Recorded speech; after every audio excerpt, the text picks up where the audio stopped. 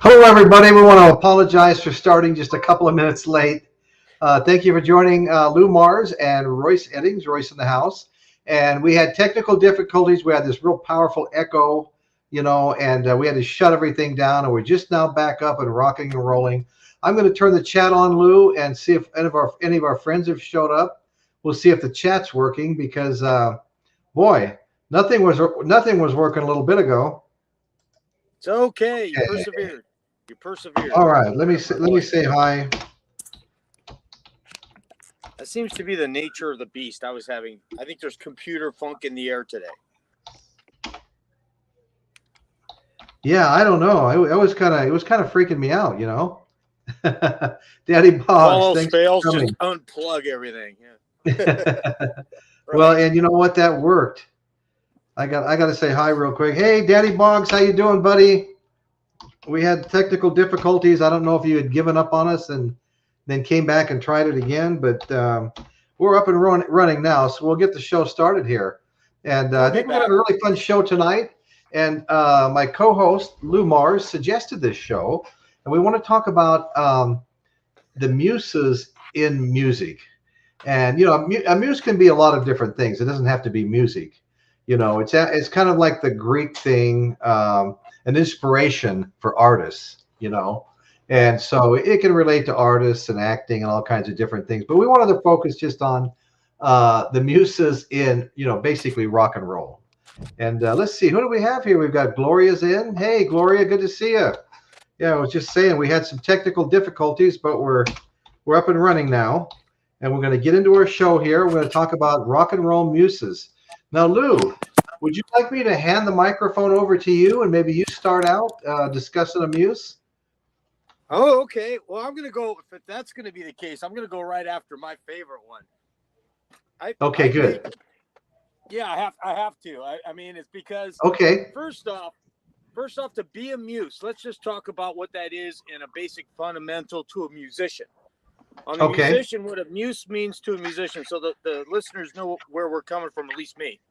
Right. Okay, you meet a partner, a girl, a man, whatever. Right. But they blow your mind so much you can't stop thinking about them. It's like you can't stop thinking about them. Yeah. You can't. They're driving you crazy. So, as a musician, what we do is we do what? We pick up our instrument. We write about them. We write about them like crazy. You might write a poem. Right. We're writing songs. We got the whole band singing about them. That's what musicians do. Now, so a woman, for me, in my case, can influence me to write numerous love songs, even though that's not my thing. But all of a sudden, I can write love songs. Or here's another side to the muse. Okay. You could be pissed because you broke up. Something happened. So some of the other greatest songs, No Jacket Required, Phil Collins, we'll talk about that in a minute, was about the opposite. So anyways, I'm going to start off with this. With that in mind, now that we got that leveled out, inspiration, we're going to go there first. Okay. It's got to be flattering, I would hope, that a male or female partner would see that they inspired someone so much that they wrote a song, right? Right. That's one. You would hope it would really inspire them if a really big band did it, and it would be more amazing if that was a hit. And then, what if it was not only a hit, but it hit twice with two different bands? Right. There's a girl that we know that did that, and she was George Harrison's girl first. And you know the song, Royce. Tell us the song. There's so many of them. Well, on the George Harrison. On the George Harrison side, you've got I Need You, Something, Think for Yourself. But on the Eric Clapton side, well, we're not even talking about Clapton yet, so maybe I shouldn't say that. Well, let's first start out. Let's go with Something because the listeners can actually see her in the video. She's in the video. That's right. Yeah, George Harrison. They met on the set of A Hard Day's Night. She was an actress there playing a schoolgirl. I didn't know that. That's fantastic. Yeah, she was an actress. Yeah, and the first thing George Harrison said to Patti Boyd is, "Will you marry me?" First words out of his mouth, and she said no. But he was persistent. But go ahead. No, I was just going to say that was his first mistake. Yeah. You can't tell somebody you love them on the first date, or marry. Oh, I know. But I mean, I'm sure he was kind of being funny and stuff. But I know. I hope so, because otherwise he was destined to fail. But the thing about this, what I love, is you can actually see this muse. A lot of times you never know who the muse is, who they are, but in this video, Something, which is one of the most beautiful love songs, I think, of all time. Okay, What a song. It's about this woman, and you can see her in the video, Patti Boyd, and you see all the other Beatles have their ladies in there too, but we know it's about her. It's about that specific one. And then what makes it more amazing, as we learned in history, Eric Clapton ends up, does he end up marrying her as well, Royce? Did he ever marry Patti? Yes, he did. Yeah, he was married to her. Yeah. So Eric ends up with Patti Boyd as a wife, and then writes what song? Well, was it Layla? Layla. Yeah, he wrote Layla about her. He wrote several songs. Wonderful Tonight, Layla, Bell Bottom Blues. Those are all written about her. So with hands down right off the bat, this is a super muse. Two of the greatest songwriters of all time. Oh no, this is about you. Yeah, no, this is the most famous like trilogy. I mean, the three of them, right, of all time in rock. Let's see, how do they this most famous love triangle? I'm sorry, it's the most famous love triangle in all of rock and roll. Yeah. But the bottom line is, this girl not only inspires one famous musician to write a song about her, and it's a hit. Two. Yeah. And then, like you said, numerous songs. This girl, because of this woman, are fired off. Well, initially she wouldn't go out with him, and then finally she agreed to a date, and the Beatles manager Brian Epstein went and chaperoned on the date. He went with. Where did you find that? Oh my God, that's beautiful. But okay, then they got real regularly dating after that. They wound up getting married in '66, and then it all came crashing down, like in '74, because Patti Boyd had an affair with Ronnie Woods, a couple of years before he actually joined the Rolling Stones. I don't know if he was in the Faces or what he was in, but in her defense, he was a Beatle, and all the women wanted to sleep with a Beatle. They screamed and cried just at the sight of him. So he was having nonstop affairs on her. So she finally had an affair, and that pretty much ended it right there. And go ahead. Well, no, you're touching on something that people are gonna get angry about. I gotta say this. It's a long reach rumor that's been around. It's never been verified, and I'm gonna already admit before I say it that it's probably not true. But it's fun to speculate. Here it is, because you mentioned Ronnie Wood. Yes. Okay, so it's not such a reach when you think about this. When Rod Stewart writes the song about Maggie May, it was it was a code word for Layla, Maggie, because he talked about an older woman. Oh, I hadn't heard that one. Yeah, I hadn't heard that one. Yeah, when it first came up, you were like, oh, it's her, it's Layla. That's crazy. Yeah. But it isn't. But there was a rumor for a while, and you know what? It kind of connects the dots in a way. Right. Be about the time she's older, sleeping with the other rock stars, and maybe a third. Maybe a third. Right. Well, Eric Clapton fell in love with her when she was still married to George Harrison. George and Eric became buddies. They collaborated on a project for one another. Clapton was tasked with coming up with a song for the final album of Cream, and so he collaborated with George Harrison, and they came up with Badge. It's actually Bridge, but Ringo read it upside down. Oh, you got a name there, Badge, and they go Badge, and they just ran with it, But so then George Harrison asked Eric to help him on a song, and it was While My Guitar Gently Weeps. So they become friends with all this collaborating and hanging out and stuff like that. And he fell in love with Patti Boyd, which she wouldn't have anything to do with him while she was still married to George Harrison. But as soon as they were married, then Eric, who had been in love with her for a long time, and I think I think Derek and the Dominoes, if I'm not mistaken, came out, maybe Clapton's best work came out while she was still married to George Harrison.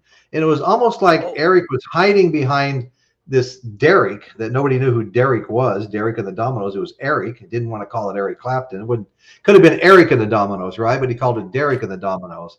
But he was so messed up.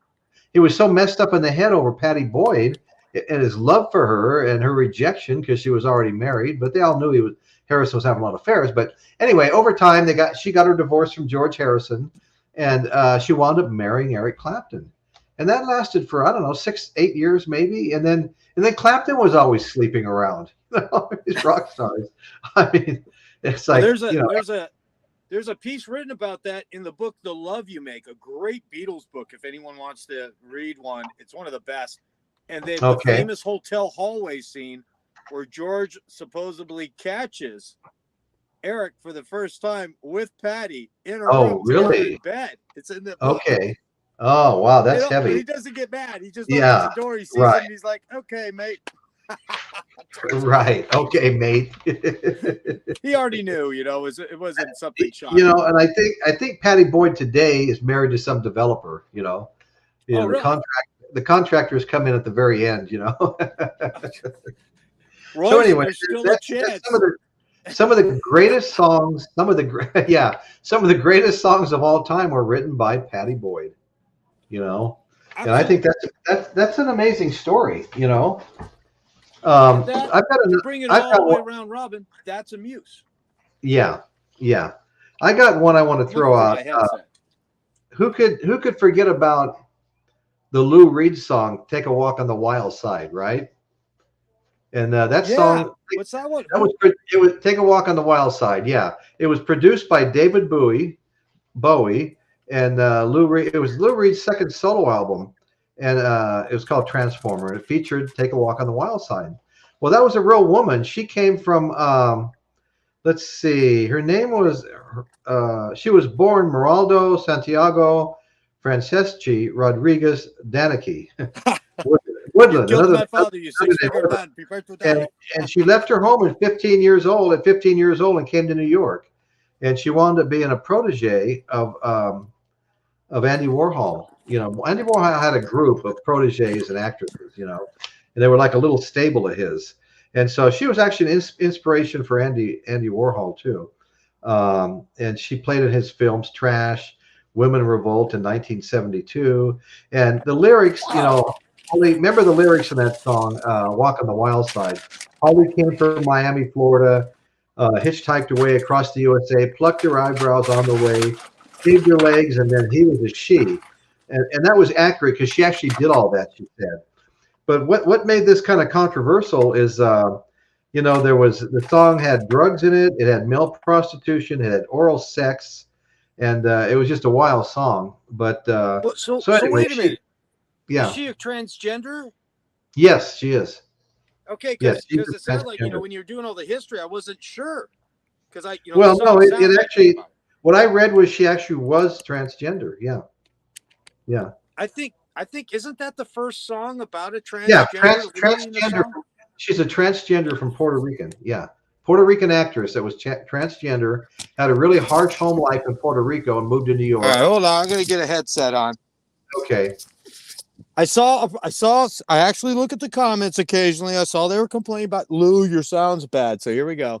Is that better, Royce? That's okay. Yeah. See, your listeners have power. They have much better. That's much better. All right. You're welcome, listeners. I saw your comment. Okay, so anyway, they really referred to her as Holly Woodland. Of course, they shortened her name, and she wound up being, in Andy Warhol's, little that is awesome. So she inspired him. He put her in some movies, and she inspired Lou Reed, with the song "Walk on the Wild Side." So she was a muse for a few people too. And I will say that there's a difference between muses and groupies, although some of them sort of cross the line because they slept with so many guys, Patti Boyd was George Harrison and Eric Clapton. This one, they only talk about her performing, just talk about her performing. They don't talk about her sexual partners or anything like that.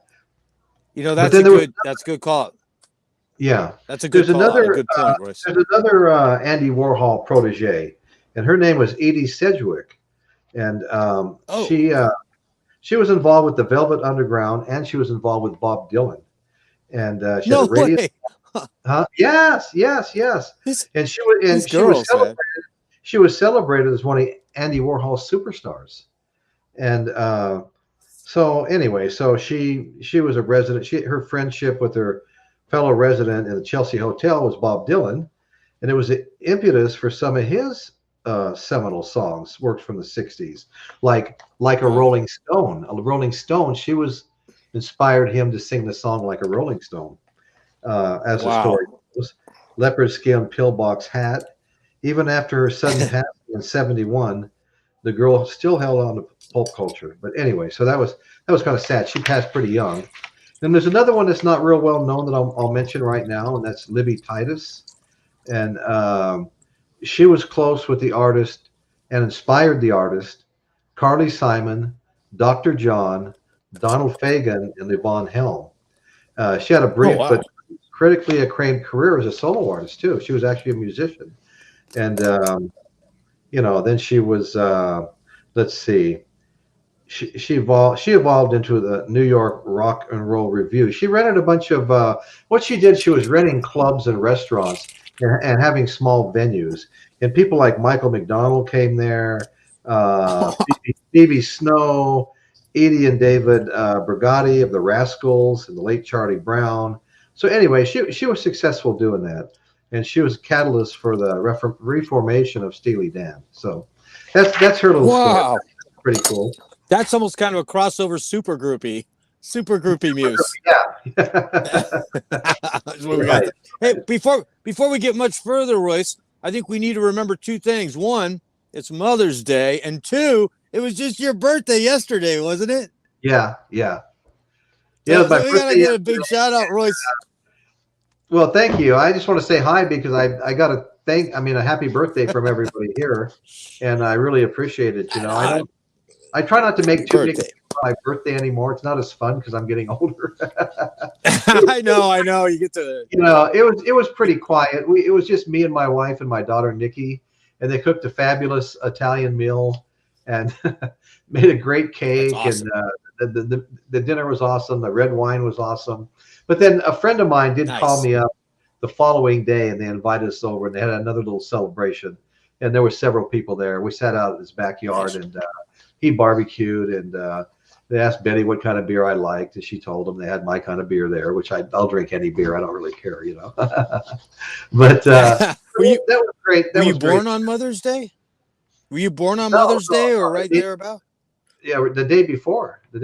Yeah. Well, but it moves a day your birthday comes back around. Yeah. My birthday was 6th. Yeah. And Mother's Day was. I guess Mother's Day. Yeah. So, because Mother's Day does move. Because, like, for example, I was born on Father's Day. Yeah. And so about every 8 years, it comes back. The leap year messes it up, but it falls back on Father's Day again. So did you have a full rotation? Are you back on the day before then, huh? Yeah, I don't know. I had it all screwed up. But anyway, it was just the facts is saying it's saying quite a few things. Sweet Connie Hamzy Parente was a groupie and inspired a song by Grand Funk Railroad. That's cool. And then he also said that getting old is a reason to celebrate. You made another year. I mean, even tomorrow is not promised. I mean, the way things are going today, the people your age and stuff like that, it's like, wow. You really, we did a show on musicians. Remember, Royce? Pardon me? We did a show on the musicians passing away. The 57 Club. The 57 Club, yeah. There's the 27 and the 57 Club now. Right. Yeah, that's right. Yeah, no, there's a lot of. Well, happy personal New Year's to you. Yeah, well, thank you.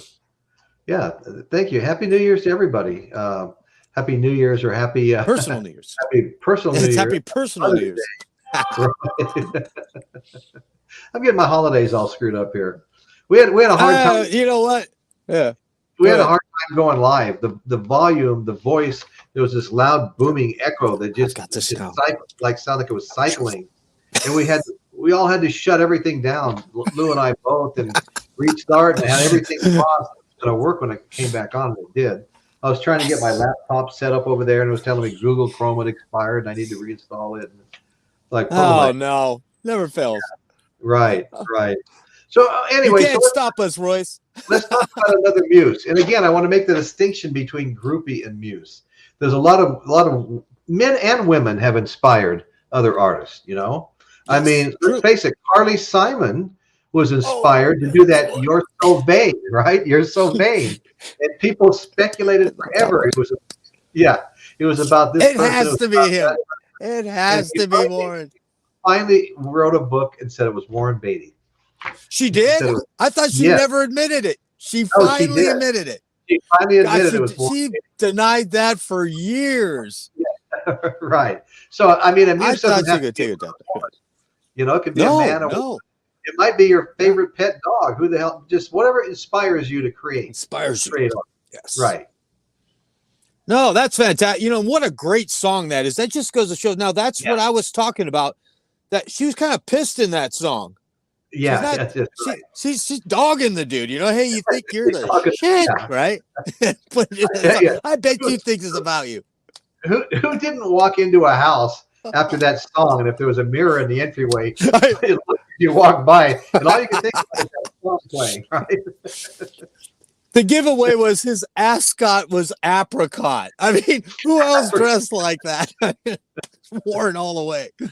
As soon as you heard that line, you're like, who else you remember is that wearing movie, an apricot? He did Shampoo. Warren Beatty. Oh, yes. Oh, he was on fire. Yeah. He was on fire. Yeah, he really was. He slept with anybody who was anybody back then. You know, every top dog. He was like, so he deserves that. Right. But like I said, it can go both ways. Both ways. Yeah, take it, Royce. It could be a man. It can be a woman. It can be, you know, like I said, in Greek, it was just any person that inspired an artist. You know, it didn't matter what kind of art it was. But now we're just talking about Muses and rock and roll because that's more fun. I don't want to talk about. Well, it is. But a Muse, like you said, in that case with Warren Beatty, they were a couple. She got hurt, and musicians will also be inspired to write about their hurt. Makes great music. Some of the best albums are like that. Right. Well, and then you have another famous Muse, which a lot of people didn't like. A lot of people blamed for the breakup of the Beatles was Yoko. Oh, here we go. And she inspired John to write the Ballad of John and Yoko, released in '69. I'm Just a Jealous Guy on Imagine. That was a great song. Yeah. And it was. Many others. Double Fantasy, Woman was a song he wrote that was on Double Fantasy. And McCartney recently spoke out about the Fab Four's demise, saying it was not the fault of any one person, especially Yoko Ono. Right. I mean, it didn't help. You know, as a musician myself, when you get someone new and you got a new girl and she's in on every rehearsal, all of a sudden, that doesn't help. That creates stress. You know, that's you're a family. You just brought somebody outside and without permission. It's tough. Exactly. But I get it. I agree with Paul, though. I'll bring up one now that was considered a groupie. That's BB Buell. Oh, and tell more. Yes, I've heard the name. Do tell, Royce. Well, okay. You know, BB Buell had an on and off again thing for years with Todd Rundgren. And so when her daughter Liv was born, you know, who played in Armageddon, right? When her daughter Liv was born, she thought her whole life growing up that Todd Rundgren was dad. But BB, you know, BB was getting around. BB was getting around a little bit while she was in and out with Todd, you know, and you know, so you know, Royce. her most famous claim to fame is being the mother of Liv Tyler, you know. Well, you know, and what happened was Todd Lundgren, but she was also linked to Elvis Costello, There's just a whole of Iggy Pop, David Bowie, Mick Jagger, Jimmy Page, Rod Stewart. Yikes. And she was a little bit of a phony too, because she swore that Prince's Little Red Corvette was written about her, when in fact it was written before the two had ever met. Wow. But anyway, she's so giving Warren Beatty a run. Mick Jagger, David Bowie, Elvis Costello, Jimmy Page, Iggy Pop, Steven Tyler, Todd Rundgren. So eventually they found out that Todd Rundgren wasn't Liv's father. Thus her name now Liv Tyler, not Liv Rundgren, right? And so so anyway, so that's kind of a crazy story, because she really got around. And, and the story about her daughter, you know, who had become an actress and a model at the time. But of course, it didn't hurt her career that Steven Tyler wound up being her real dad. You know? Yeah, that's a who knows what songs might have been linked to that mess. I mean, holy crap! Right. Can we talk about one of the most? Can we talk about one of the most famous albums of all time, where two couples, one was getting married and the other one was breaking up, and the whole album is about that. It's one of the great. I know you're going to say. Yeah, go ahead. You got the floor. You take it, Royce. I popped the ball up for you. Spike it down. No, I didn't. I don't really have a lot of information on that. I mean, I've heard this stuff over the years. I know we're talking about Fleetwood Mac, right? Yep, and the album is Rumors. It's Rumors.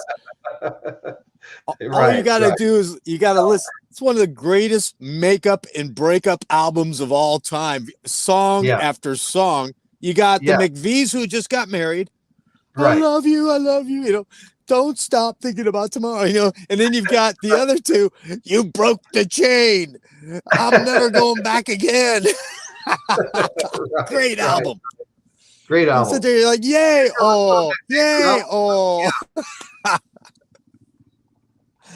That's like internal Muses. That's when the Muse is in the band. Right. I don't have a lot of details on it, but I have read about the breakups and stuff like that. But I didn't get a chance to read it recently, you know. And I knew it was going to come up. I was hoping you were like a little more knowledgeable on that.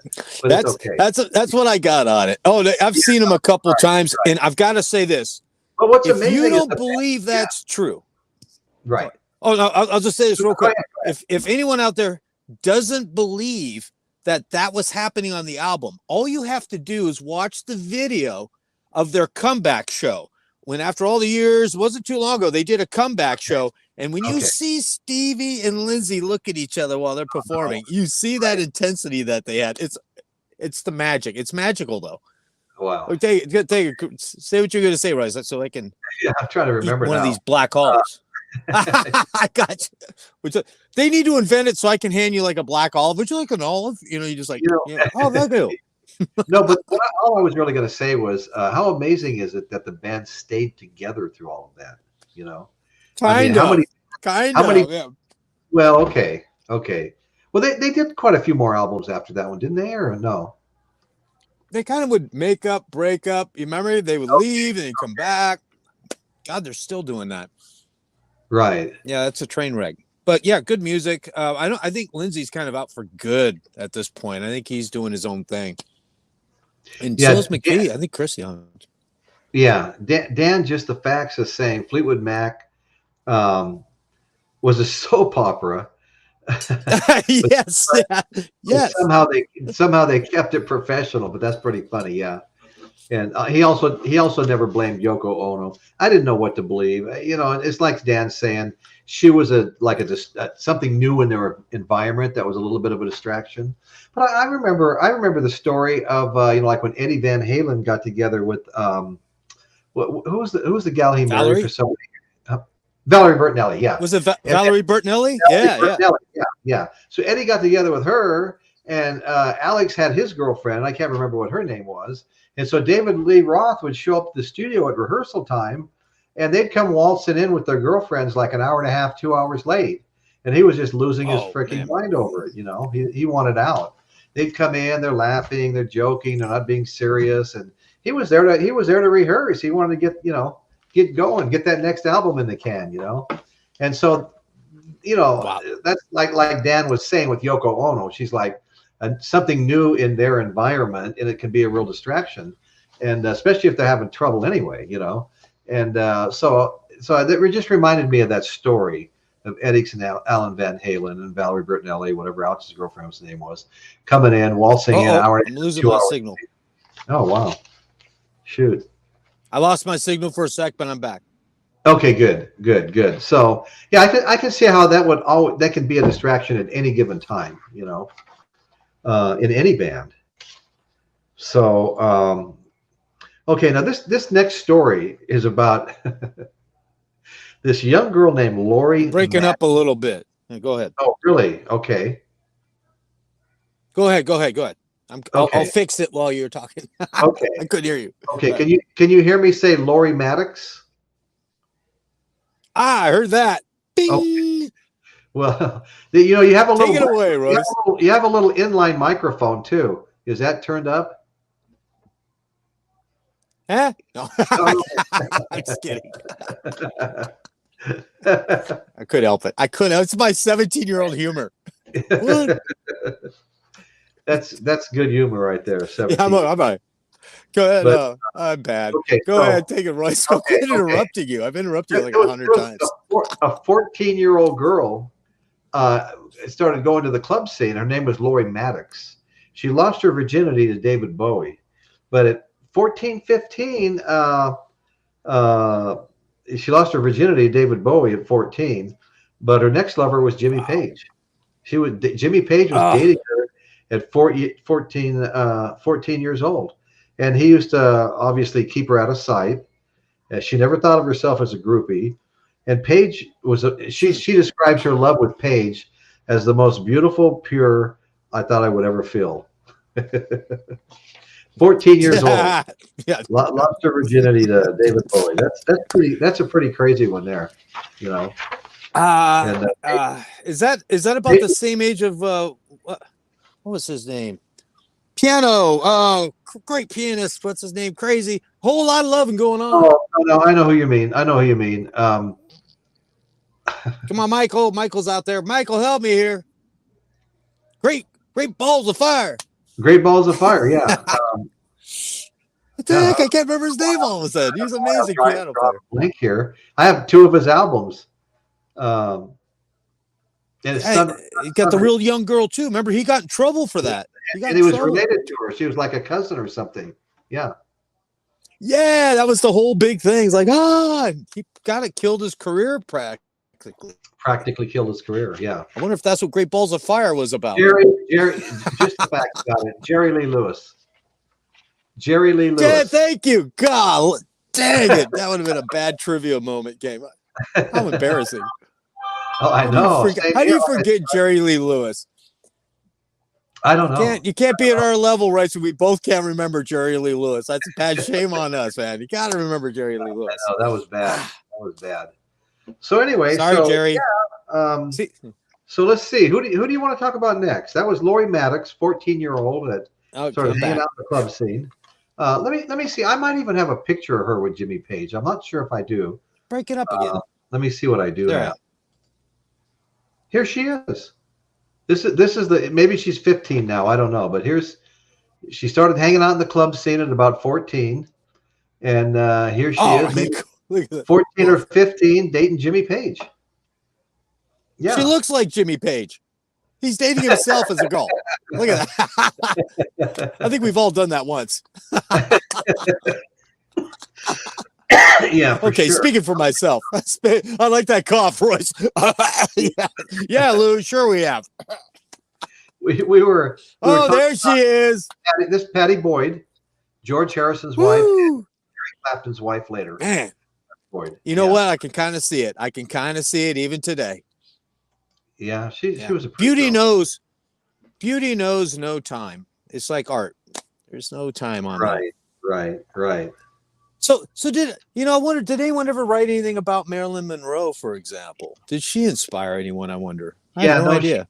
She's considered a muse, but Oh yeah, wait a minute. Elton John. Candle in the Wind. No. Elton Is that John. Yeah. No, I think it was Candle in the Wind. although I never met her, you know, this stuff. But yeah, she inspired him. That should be considered a muse, I think. Still, it was Yeah, no, an it is. individual Yeah. that inspired him to write a song. Inspired an That artist. counts. Song. Yeah, that's right. Yeah, for sure. That's kind of interesting. That's kind of a distant muse.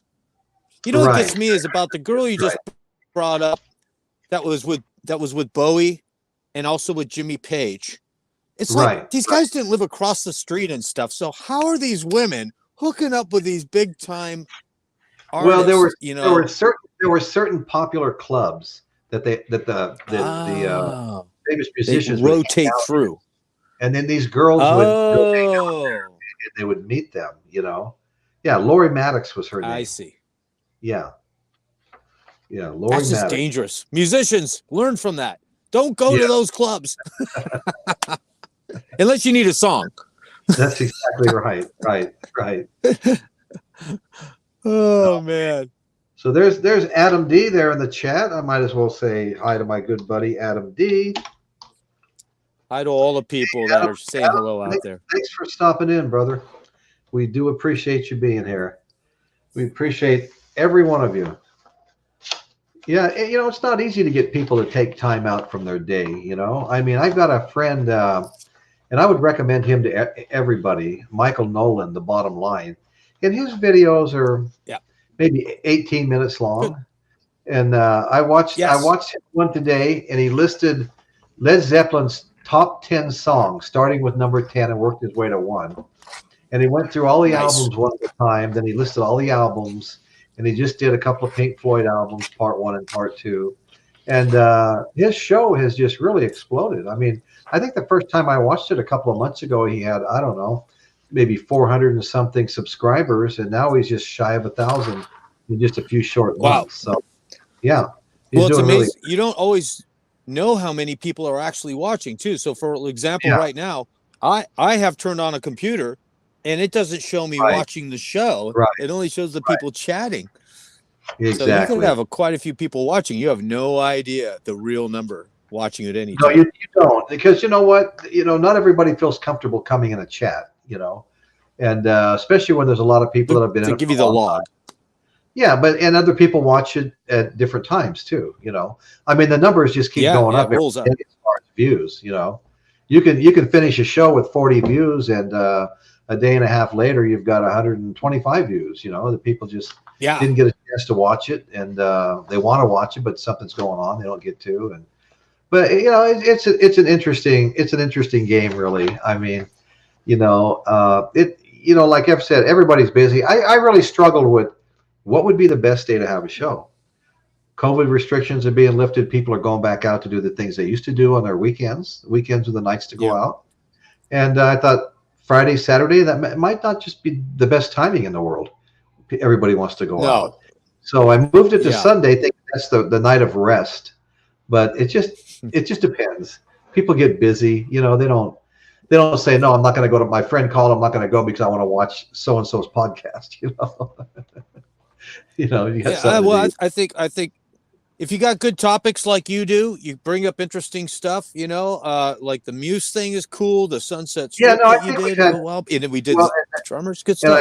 And I appreciate your input on the Muse thing, because I asked you, what do you think would be a good topic, and you said you've always wanted to do Muses and music. I said, that's it. That's what we're doing.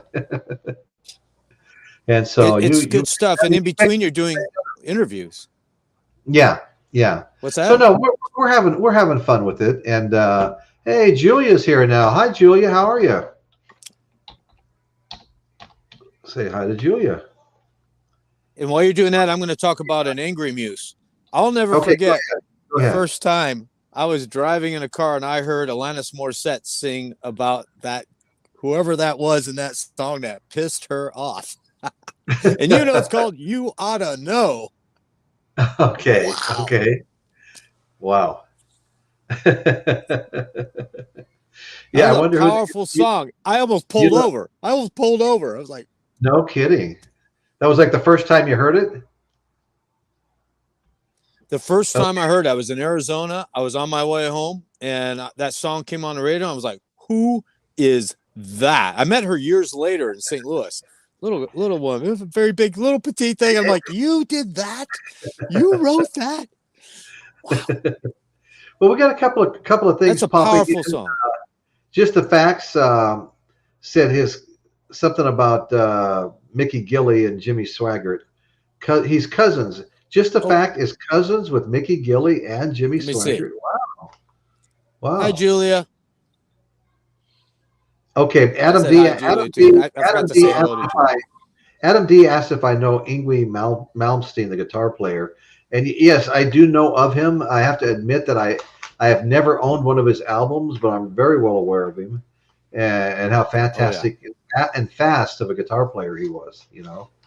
And let's see. Then Adam went on to say, we were talking about, who was the woman you were just talking about who sang Alanis Morissette, was it? Yeah, You Ought to Know. Okay. Was the and song. Adam, we were trying to figure out who she might have been singing about. Adam D., and I don't know if he's talking about that or something else, but he's saying Dave Coder. Dave Kohler, Coulier. Could that be the person that Did she actually say who that was about? Oh, that's like being mentioned in a Taylor Swift song. Oh, Adam D just mentioned that Yngwie Malmsteen now has his own YouTube podcast called Coffee Talk, and that's kind of an inside joke with most of the people on here, because we all kind of started on another show called Coffee Talk. I didn't get to watch it very much. I didn't get to watch it very much because, to be honest with you, it was a morning show, and I'm still running a construction business, still doing home inspections, trying to sell a little real estate. So I'm oftentimes leaving at 7 o'clock in the morning, you know, and so I didn't really get to watch Coffee Talk too much. He had a show he did once a week called Talking Wax, where you competed with your albums, told a story about your albums, and the audience would vote. They had a little thing set up where something kept track of all the votes, and whoever won then proceeded to the next round and competed with another guy, and whoever won that one got to pick amongst many albums that this sponsor was offering. And so it was kind of that one. I liked that one. That one was fun. They only do that. They used to do it every Saturday night, and I enjoyed that one. It was fun to watch. But now they're only doing it. They've replaced it with something else, and they're only doing that once a month now. And I'm getting the impression they're going to phase it out altogether. They're just going in different directions, and that's fine. We're all going in different directions. A few months ago, all I was doing was unboxing vinyl every show, you know. One artist, one genre, whatever it was. I was just unboxing. All I did all night long was unbox albums. The co-host would unbox albums. And you know what? And there's still a lot of people doing that, and some of them are doing very, very well. But I just thought it would, you know, it was getting a little bit boring for me to do that, you know. So I knew after the first of the year I was going to have to change it up and try something a little bit different, you know. Anyway, so that's what we're doing, something a little bit different. I'm having a blast doing it with you. I appreciate it. No.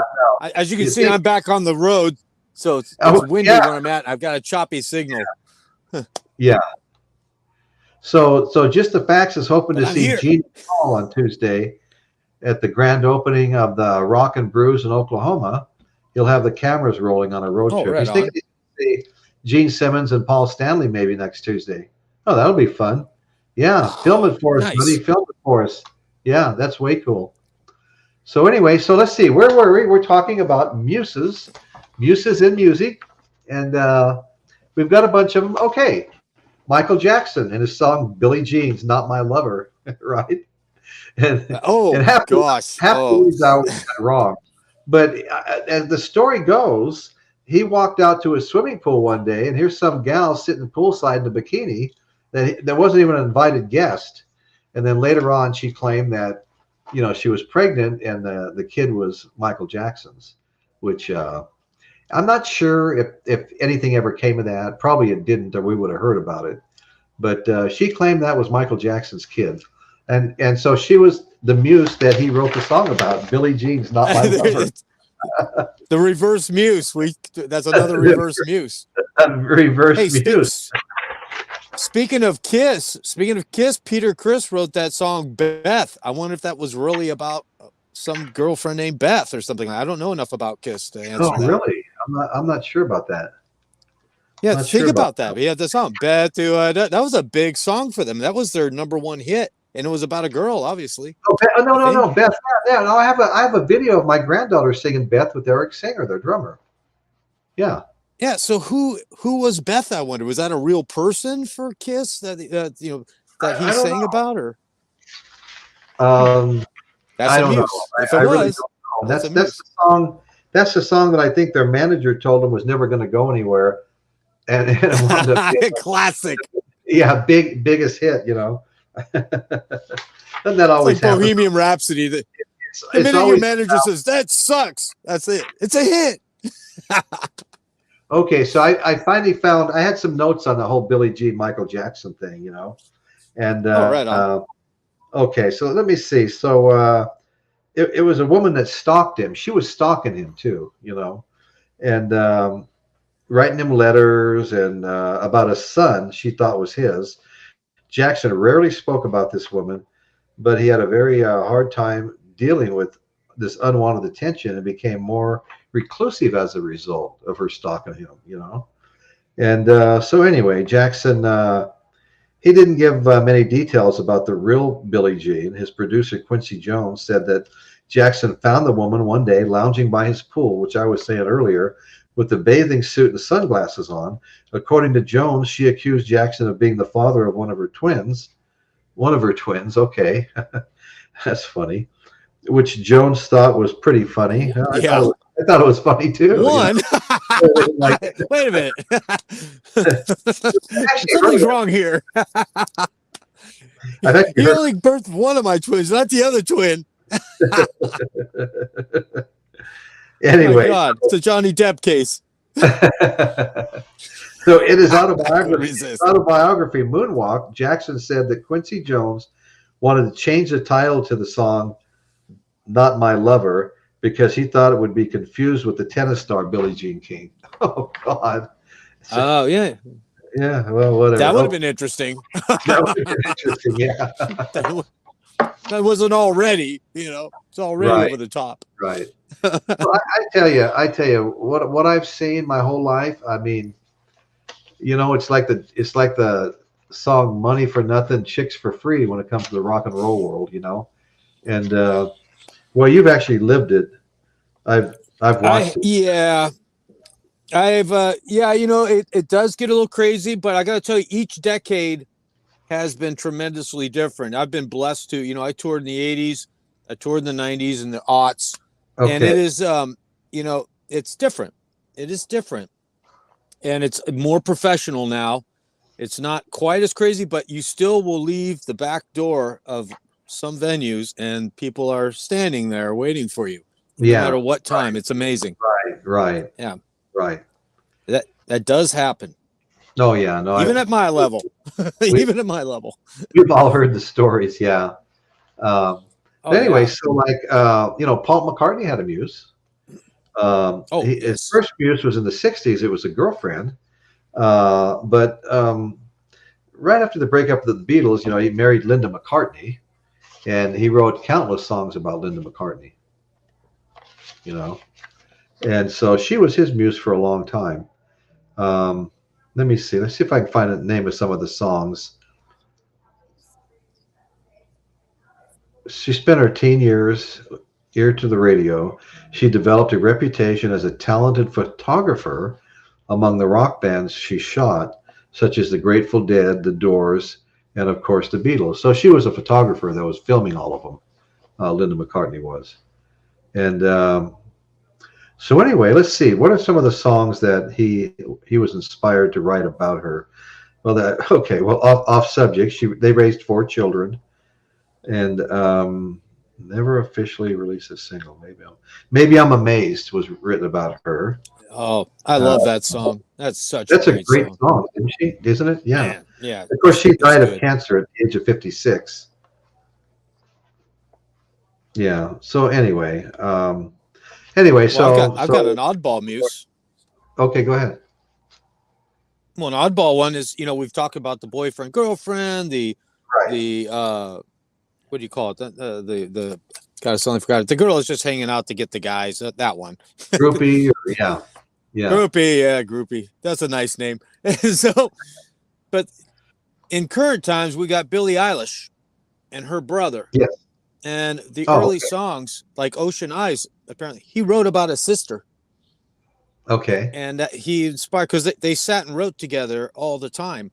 And it's not a love song or anything, but it's admiration, or, and I think that's an okay thing too. He was inspired by a family member and wrote about that. And it's a big song. That's their, to date, still one of her biggest songs is Ocean Eyes. Good stuff. Okay.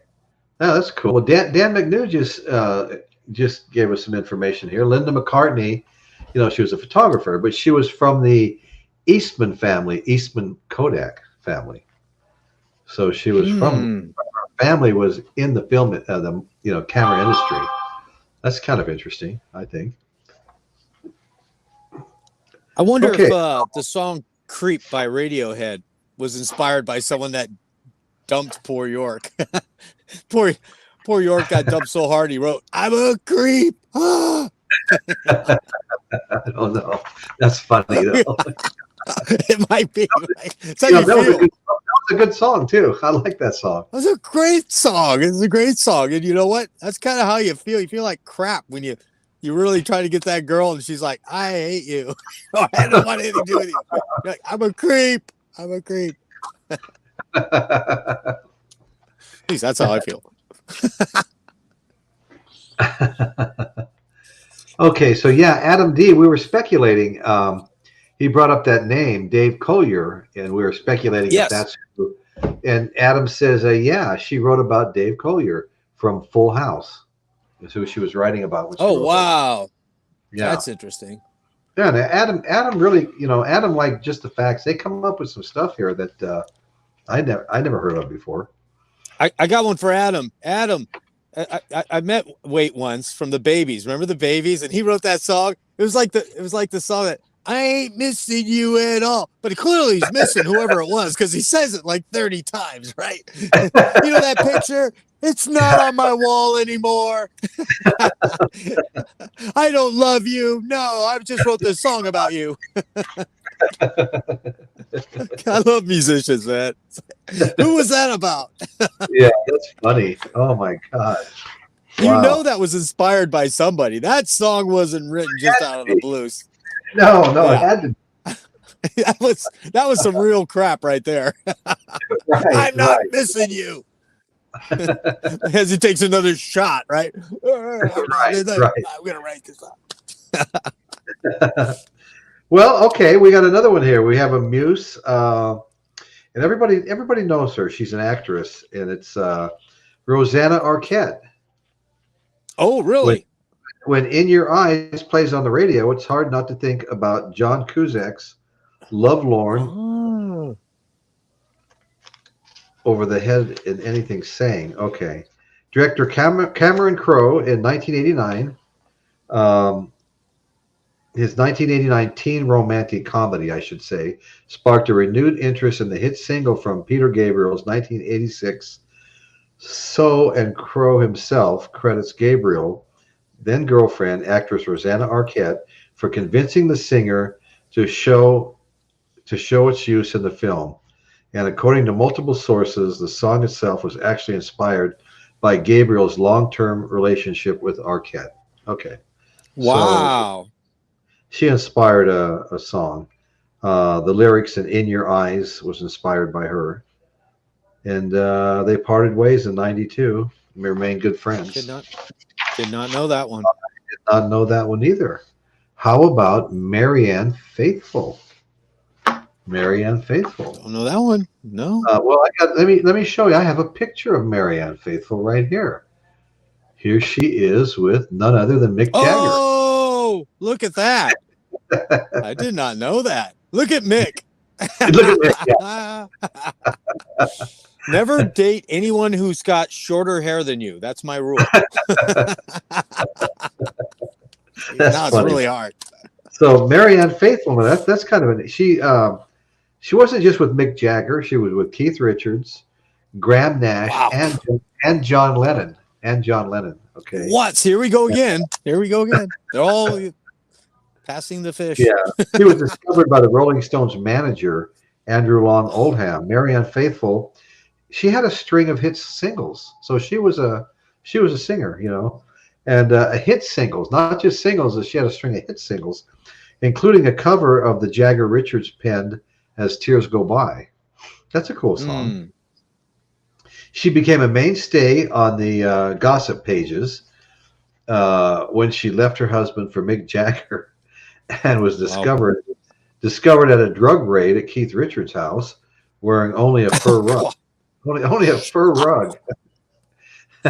Only in rock and roll. Only in rock and roll. Yeah.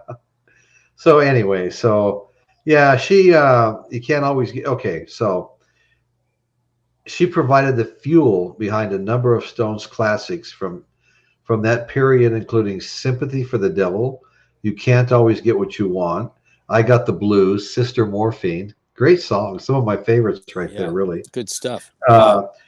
She also co-wrote some of those songs too. Yeah, no, I never heard that before. Okay, so it would be the lure went beyond the Stones. You know, Graham Nash wrote the Hollies gem "Carrie Ann" for Faithful, and admitted that he was too shy to use the real name. The Beatles and the Birds Can Sing. Okay, wait a minute. The Beatles and Your Bird Can Sing. I'm sorry. I should put my glasses on. Allegedly, John Lennon's response to Jagger's public boasting about his pop star girlfriend, Faithful, you know. So anyway, so that's, I thought she was kind of interesting. The song Jennifer Juniper by Donovan. Never mind. That's Jenny Boyd again. We already covered her. I found so much Jenny Boyd stuff. She was so huge that I wanted to. I know. What is this woman? You want to just meet her and find out what the magic was. You know? I want to know more. She should have a book. Jenny Boyd should have a book. Jenny, if some of the relatives are out there, is she still alive? We need to find out right now. We need to get a movie on her. Right. Jenny Boyd, we want to know your story, Jenny, if you're listening or anyone connected. That's right. And of course, we had Billy Joel with Christy Brinkley, his Uptown Girl, right? Oh gosh, yes. Yeah, that's interesting. Girl. Remember that video? Yeah. You know, I just heard that song yesterday.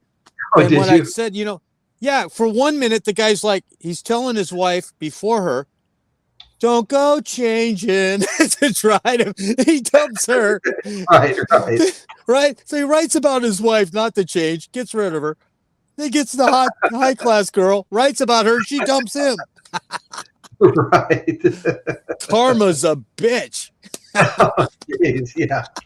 So let's see. So what do we have here? You know, it's generally accepted that Billy Joel's biggest hit was inspired by his relationship with Christy Brinkley. After all, she starred in the music video, and the couple later got married and had a kid together. But that's not the full story. There's more to the story. That's not the full story. Okay. So as he told Howard Stern in an interview, he had originally titled his song "Uptown Girls" while on vacation in the Caribbean, in which he was summoned by then-girlfriend Ellie McPherson, Whitney Houston, and Christy Brinkley. Once he'd recognized that initial inspiration, he penned lyrics that focused on his relationship with McPherson. But when that ended before Uptown Girl was completed, the future mega hit became known about his future wife Brinkley. So he actually wrote the song about Ellie McPherson. Oh, I didn't know that.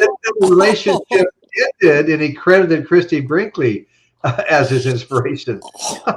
No, that's crazy. He recycled a love song, Billy.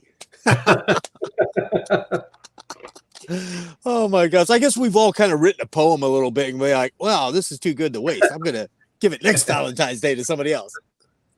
Right. Oh, okay. You know, I'm a huge John Lennon fan, and one of my favorite songs that he wrote about a muse that he wasn't dating was "Dear Prudence." Do you know the story on that one? Yeah. No, I don't know. I know the song. I don't remember the story behind it. No.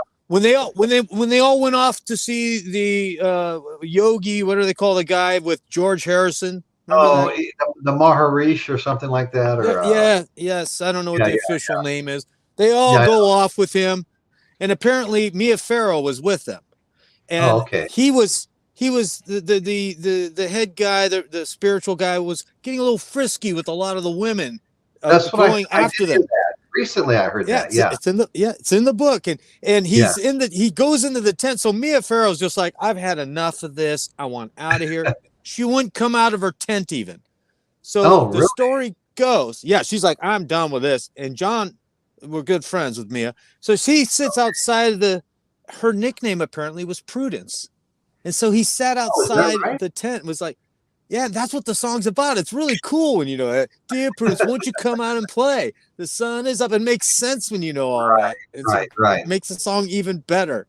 Yeah, good stuff. Muse. Yeah. That's a Muse too. That's a Muse, yeah. It could be a friend.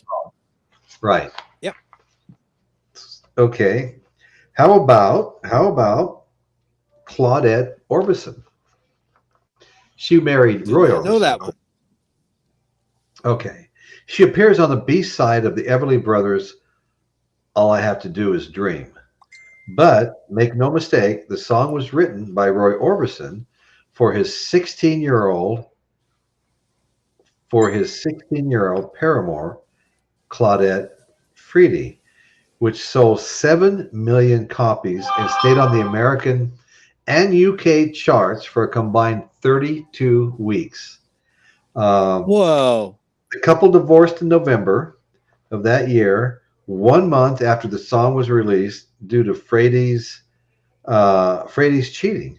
So she was cheating. But even infidelity couldn't keep the two apart. Orbison hit Freedy with a literal dose of his famous Mercy, and they remarried the following August. So she had an affair. Oh, wow. They got divorced, and then they got remarried. Oh, that's cool. You know, everybody makes mistakes. Yeah. Yeah. Ooh, won't throw a rock at that one. Yeah. Well, no Muse list would be complete without the mention of Linda Eastman, Paul McCartney's late wife of 29 years. Now we did already talk about Paul McCartney's wife, Linda, didn't we?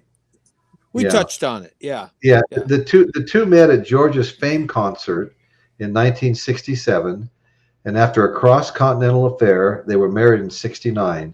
Eastman arguably holds the title of the most prolific rock muse, seeing as McCartney wrote 14 songs over the course of his solo career that were attributed to her. 14 songs.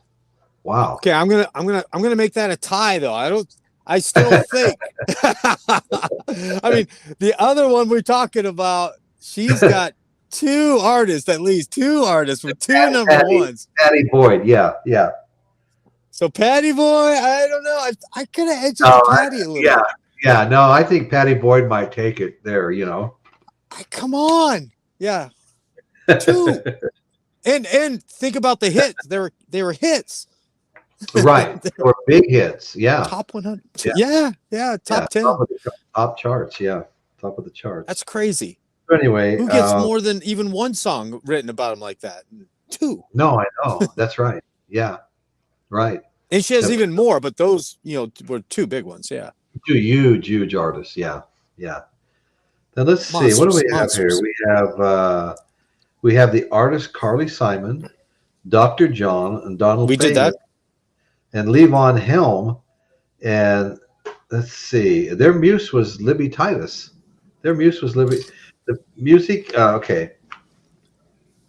The music has been a constant throughout Libby Titus's life. She had a brief but critically acclaimed solo career. Artists such as Carly Simon, Dr. John, Donald Fagen have written songs about her. That's pretty amazing. Why are all these people writing songs about this one person that had a brief career? She was her daughter Amy, also an accomplished singer-musician, but Libby Titus' greatest contributions were behind the scenes as a producer. That's why they were all writing songs about her. She was a producer. That makes sense. Okay. Wait a minute. Wait. Toward the end of the 80s, Titus rented. Okay, she rented out restaurants and clubs, and she had all these people playing there. Yeah. Yeah. Okay.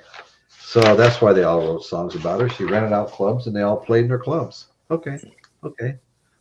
Holly Woodland. Let's see. Patty Boyd. I'm kind of running out of Muses. I know there's a lot more, but you know, we covered. I think we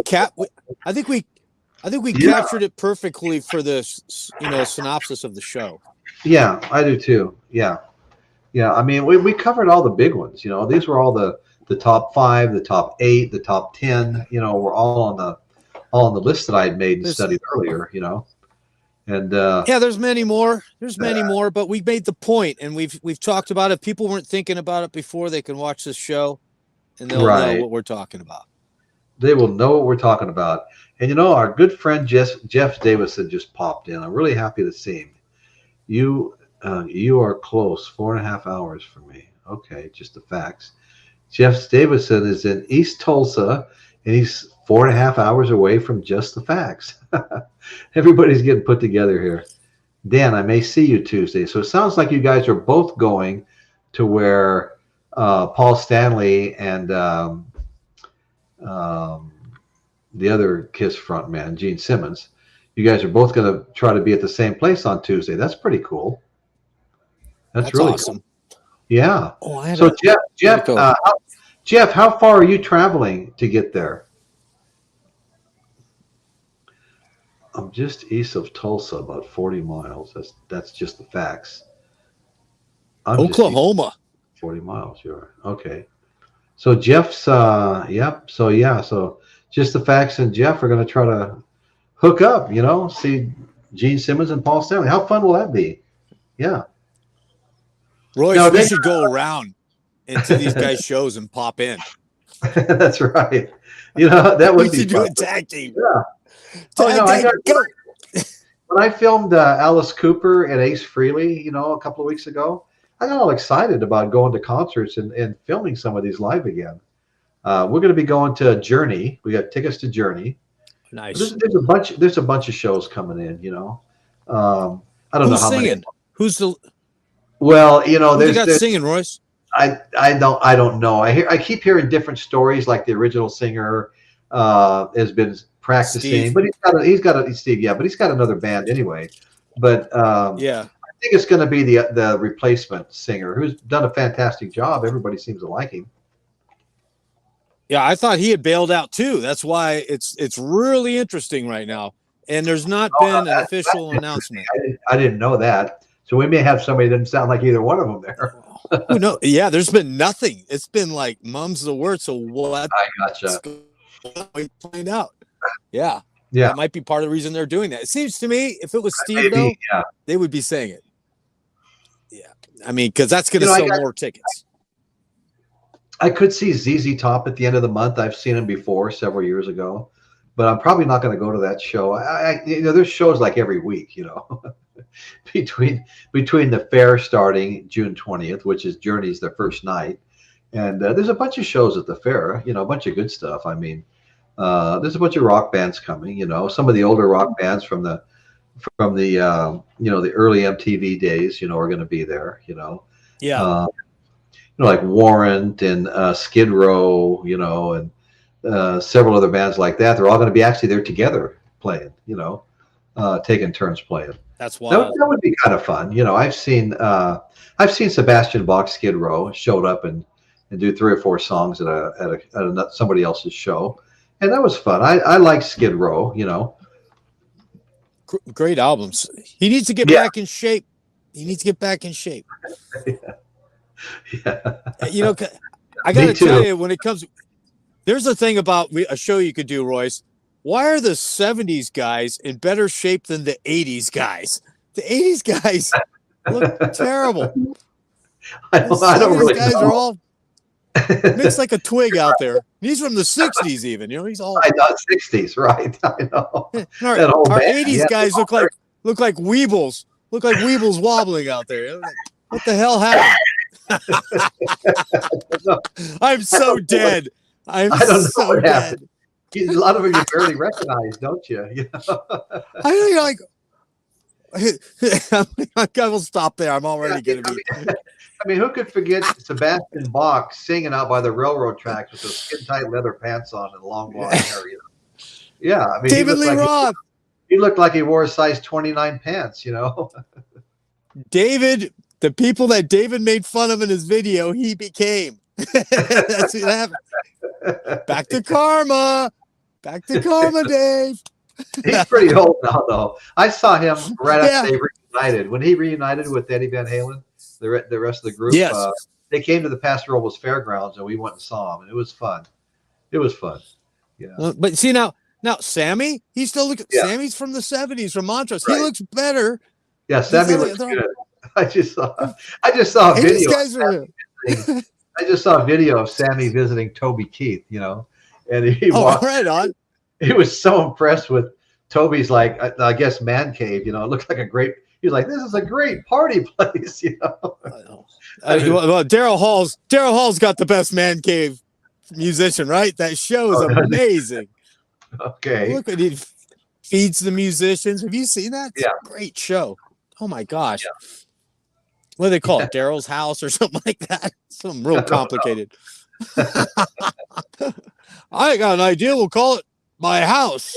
Hey, here's my buddy right here, Michael Nolan, The Bottom Line. I just watched his show this morning where he listed Led Zeppelin's top 10 solos. Right on, Michael. Yeah.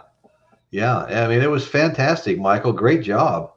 Hey, you're welcome. You know, Michael, if you want to come on and chat for a minute, you're more than welcome to. Just let me know. I'll send a link out, you know. Okay, Jeff Davidson is talking about Michael Nolan. Daryl Hall is amazing. Did you see Joe Walsh on his show? Oh, I did. No, I yes. Didn't see that.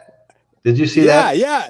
Oh, okay. Not only that, there hasn't been, in my opinion, a bad show on there. I mean, he really knows how to get in with these musicians and bring out the best of them, I think. Right. Yeah. I'm trying to think of that one. That song Iris. Who did that song Iris? Remember that one? It'll come to me. Someone will hit it before I do because they got their internet there. That guy was on Integrate. I want to tell Michael Nolan. I agree with Michael Nolan 100%. He named the top #1 solo of the top 10 for Stairway to Heaven for Led Zeppelin. And I agree with that. Is he talking about the guitar solo for the song? Yeah. Yeah, that's pretty hard to talk. That's a pretty epic solo. I mean, it's who doesn't know it within the first couple of notes, right? No, that's exactly right. Right. Yeah, you guys ought to all go to his show. Michael Nolan, The Bottom Line. He's got just a great show. He's very articulate speaker, and he really knows what he's talking about. I really enjoy watching it.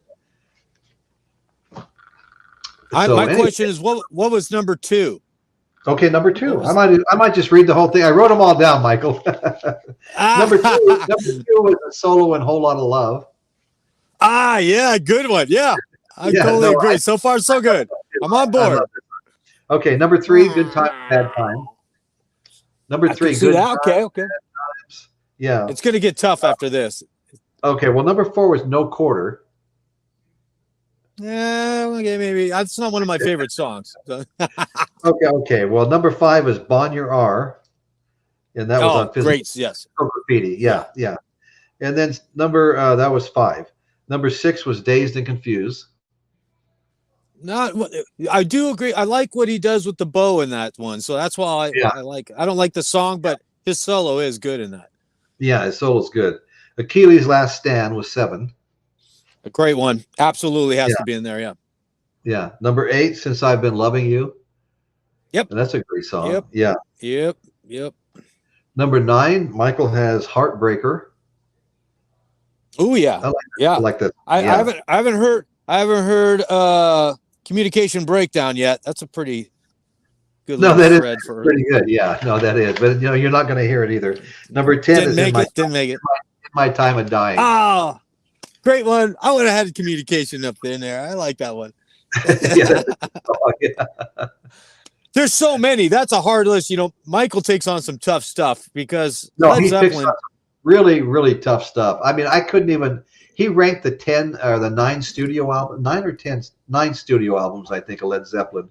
And I went back right after he was done doing that. I went back and started listening to every album, and I still can't rank them. Oh, God, almost. I mean, just Physical Graffiti alone, the solos on that entire album are phenomenal. I mean, Right. that's what makes Jimmy Page so great. Just I love his Right. early sloppiness too. That you know, it's even when he did Radioactive, you know, with the guy from Bad Company. What was that band called? I'm trying to remember what they were called. Oh, what were they called? Remember he went solo for a little bit. Radioactive. Oh, God, I can't remember the name of the band. Michael, if you're out there, you probably know that. Yeah, he took off. He did a song with the singer from Bad Co. And they had their one album. It was good stuff. Early 80s, I think. I'm not even familiar with that one. It was a great solo. It was kind of weird. Okay. Yeah, Led Zeppelin breaks up after Bonham's death, and then he went and he did an album with him. Roger, what's his name, from the singer from Bad Company, who's also phenomenal. I think his name's Roger. Might be. Sure. Anyways, but yeah, that solo is really skip. I know we're getting off topic. We were talking about Muses. That's what happens when you bring up Zeppelin. Was the name of it The Firm? Just the facts that mentioned in the band. The Firm. Okay. Yes. Thank you, whoever that was. What was it? The Facts. Just the Facts. You got, dude, you're phenomenal. The Firm. No, Radioactive was the song. Listen to the solo on that. It's ahead of its time. It's just really abstract, which was the new wave sound of the 80s. And Jimmy Page is playing it. Okay. Good stuff. Yeah. Gotcha. Doesn't count as Led Zeppelin, I know. Yeah, for clarification, Jeff Davidson said that him and Just the Facts are going to meet up, not hook up. That means a big difference today, Royce. It makes a big difference to me, too. Hey, sorry for my bad choice of words, guys. I meant That's nothing awesome. We're going to hook up. You know what? That fits in with our Muse music. I'm gonna write a whole new song. Hey, take a walk on the wild side. Oh, well, I'm gonna be heading out at the top of this hour. Are we are you going long? We talked about not much. No, we talked about limiting it to an hour as often as possible. And if we had just way too much information, we talked about saying this is part 1. We'll see you next week. Yeah. Part 2. It just doesn't make any sense to go on for 2.5 hours and stuff like that. But Michael, I think I wanted to know if you wanted to pop on for a minute. I just put a link up.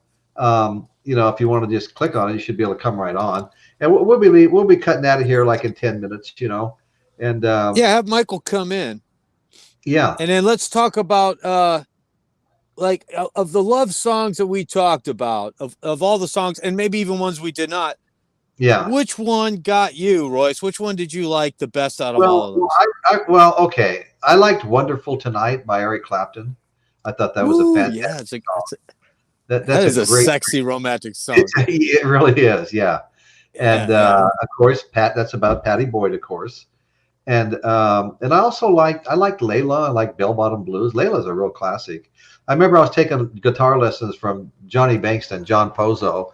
And when he heard that Eric Clapton had first came out with an unplugged album and Layla was on it, he was just shit. No one's ever going to duplicate the Layla he liked on the regular, you know, Derek and the Dominoes. But hey, Michael. Hey, there he is. Michael now. How you doing, buddy? You know, I'm not gonna be very good at this because actually I'm connected to my iPad. And that's what I'm doing. And the damn camera is on the left-hand side, and I got a 2020 iPad, and so there you are.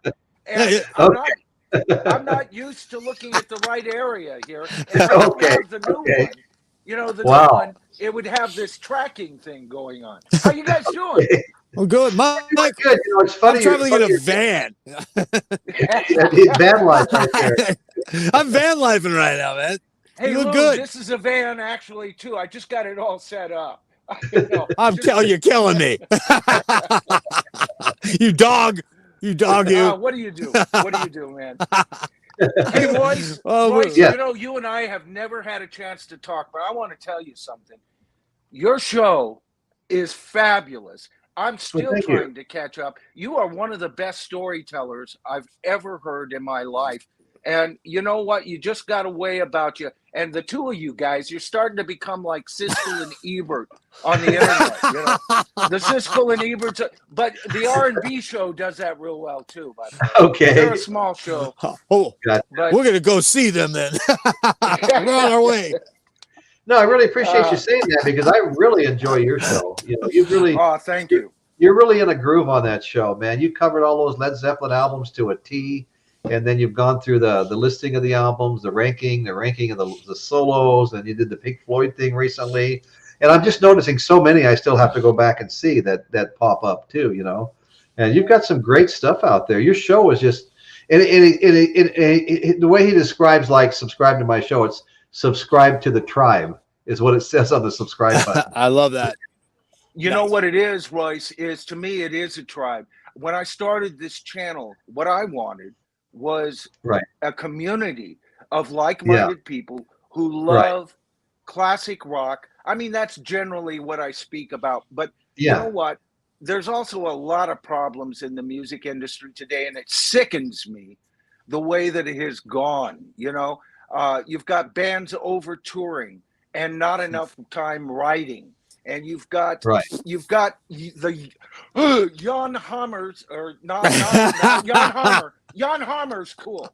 Jan Hammer's cool. Hey, he did some good stuff. Wiener, the Rolling Stone crew. I just, you know, they've been more of a damage to the business than anything else. I don't know, Lou. You're more into the business than I am these days. Yeah, but man, you've got to know this is true, right? If you saw me, I'm shaking my head. You know, I mean, it's really interesting because I was part of that crew of overworked. They'll tell you they'll tell you at the beginning, you got 4 months, 1 month off, and then you're going to go another 4 months. And then next thing you know, you're out 6 months, you got 1 week off, and then you're out another 4, and it's winter in New York at this point. You're going through the snow with a bus, you know? And what people don't realize. Go ahead, sorry. No, I was just going to say, what people don't realize, I just watched yesterday, they were showing the top 10 or top 20 blow-ups of, you know, meltdowns, they called it, for musicians on stage. I'm one of those musicians that threw a mic down and walked off stage once. What you don't know, what the papers always say, oh, they're drugged out or they're stressed out. Well, you know what? We are tired. And a lot of times the shit you don't know is that we're trying to put that out night. It's like Chicago, St. Louis, Illinois. It's all in a row, guys. And I want to give you everything I got every night, and it's not possible. You got to pull back. And as a younger dude, you don't get that. But yeah, you're right, Michael. And then all of a sudden they pulled the rug out, and there's no tours for 2 years. And now everybody's back, and so it's like a blitzkrieg right now. It's like, there's so many. Try and find a venue to play at these days. I mean, full. Everybody's ready to rock and roll again. You know, they've had it. They've been, you know, asleep for 2 years. They don't want to be there. But, you know, it's this whole new business where it started in the 70s. I mean, we've talked about this before. Led Zeppelin did tour incessantly, but they had the sense to get out of the damn rain and write some stuff for 3 or 4 weeks at a time. And when one of them couldn't do it, there was always the other 3 that would stand up and take the job over. You know, and bands aren't doing that these days. They're too busy on their. They've invented a new word, Lou. You'll love this: leg of a tour. Oh, this leg, right? Oh, shit. Why not an arm? You know, that was painful even to hear. Well, you know, it was a real eye opener for me. I was watching the Axis channel, and they were doing a special on early Aerosmith, and they were supposed to go on the road. I don't remember how long it was, but they wound up, their manager kept booking another show and another show and another show and another show. And they were expecting to be gone for a few months, and they wanted to be gone for something like a year and a half, you know, and to the point where they couldn't even, Steven Tyler couldn't even sing anymore. His voice was gone, you know, I mean, And they just, the managers just kept booking shows. They wouldn't give them a day off, you know.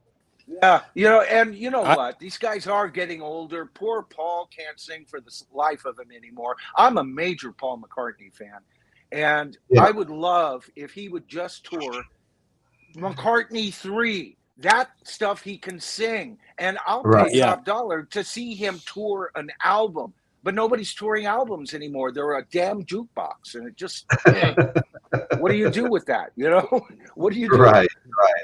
You know, it's interesting to hear you say Paul McCartney can't sing, because I was watching a show not too long ago. It's probably within the last month, and Ringo Starr he was up on stage singing and, you know, dancing around and had still good for what music. it was. Yeah. Paul McCartney was sitting in the audience.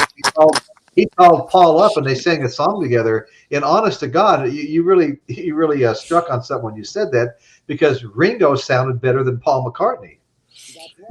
I remember that, you know. Yeah, and you know, bless Paul. I mean it. His new voice is just something. You know, he's aged, and he has to get comfortable with it. And quit being a damn jukebox. Get out there, start playing some smaller theaters. You're a billionaire. You don't need the money, right? Yeah, he's a billionaire. And tour. And I know a lot of people don't like McCartney 3. They think it's insipid, whatever. But I actually gave it when I first heard it. I told my wife, "Oh God, the guy's done for." And then I listened to it about a month and a half later, and it's actually quite marvelous once you get used to the fact that we're talking, what, Paul's going to be 80 in June, right? Yeah. So 80 years old, man. That's great. But this touring, you know, he was one of the first guys to get corporate sponsorship. And, you know, I'm so against that. Get the corporations out of rock and roll. It's time to toast them all. I've got a lot of thoughts on the whole thing, but anyway. Get them out of politics, too. I'm going to say something probably even as much or more unpopular. So here's how I feel. So I'm sitting here biting my. I recently saw some clips from the Stones' latest tour, which people are paying top dollar for. And before everyone throws tomatoes at me, but here's what I saw. Here's what I witnessed on visually. First off, I saw Mick doing his best to be the Mick that partially he was before with his energy. Yeah. Yes, he was still amazing, but it wasn't Mick Jagger from the day, you know. But still, he was the best part of it. I saw Keith Richards and Ron Wood turning their back to the audience the majority of the time. Keith wasn't even strumming the guitar. They had an entire other backline band that appeared to be playing the music. They were nothing more than puppets up in the front moving. This is my opinion. Really? So, yes. And to be honest, they've been guilty of that for about 20 years, Lou. They've been guilty of that for about 20 years. I'm going to sum it up like this. I think if you're at that point, you're doing a disservice to the audience. You're doing just to sell tickets so somebody can say they saw you and that's it. Is a disservice to the audience. It's no different than a boxer not knowing when to quit. Oh yeah. You know what I'm saying? Exactly. It's there's a factor where you got to know that I'm no longer that. You don't never not a champion, but you got to know when to stop and leave on top. I think. Don't keep pushing. Oh, we lost Michael. We lost. Damn you, iPads. I'm barely holding up on my iPad. But thank you, Apple, at the same time. Yeah, exactly. Oh, there he's back. There he's back. We got him back. Yeah. So I just wanted to say that. Guys. I want you to know one of our good guys in the show here, Just the Facts. He's got his own podcast. Dan McNew, Just the Facts. He says as soon as this show's over, he's subscribing to your channel. So you'll see him pop up. Just the Facts. Yeah, I've seen Dan. Dan McNew. Yeah. Awesome. Yeah. Thank you so much, Dan. I appreciate it. Good show. Hey, you know what? You guys were talking about Led Zeppelin and my choices. Part of that list, you know, there's at least 10 songs or 10 solos that should have been on that list. It's an impossible list to put together, right? No, it's impossible. But what you should have just made it 20. But what I wanted to do with that, Lou, was to accommodate his different approaches and styles. That's why you've got one where he's playing slide guitar on his Dan Electro guitar. That's why you've got him finger picking on another. He's playing hard ass rock, blues, smokehouse. You've heard me use that term before. Oh yeah. So and I do disagree with you, Lou. I think that I knew you would. I think that No Quarter is one of the finest jazz solos ever put out. George Benson was eating his heart out when he heard that. I'm telling you right now. I'm a huge George Benson fan. And that Breezing album, man. But here's the thing: John Paul Jones sets the whole damn thing up. He peppers those notes with his peppering just before Jimmy enters for his solo. And then those same notes that are just barely peppered, he plays along with another trillion notes all at once. What a wonderful solo, man. What a great solo. But Lou, you know what? I appreciate where you're coming from, man. Not everybody is going to like every solo approach from every song. Oh. And I tell my viewers, I just open my mouth and insert my foot half the time.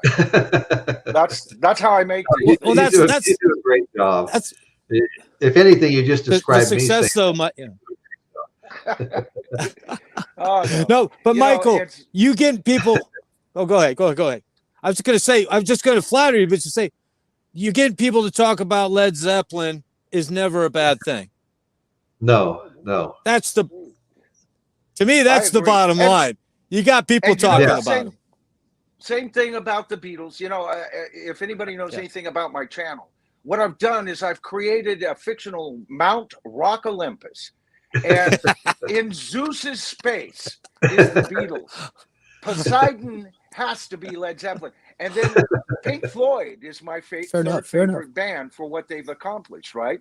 And so I got them over in Hades' corner, and everybody said, no, it's Led Zeppelin that needs to be in Hades' corner. And I'm going, no, you don't understand. Insanity, Sid Barrett, that's Hades, baby. That's But anyway, I'm just having fun with it on the channel. No, I know. Absolutely. Up on this level. Yeah. Right. It's fantastic. It's fantastic. Yeah, totally. Yeah, I'm really glad you jumped on with this. This has been fun. I've been wanting to have you get on the show. I tried a couple of weeks ago, and my iPad was at 3%, and I didn't have a cord. I'd lose mine. It was crazy, absolutely insane.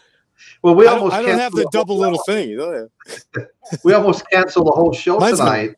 I'd try to go on earlier before anybody was on, and I would come up twice and had this weird sonar sounding echo.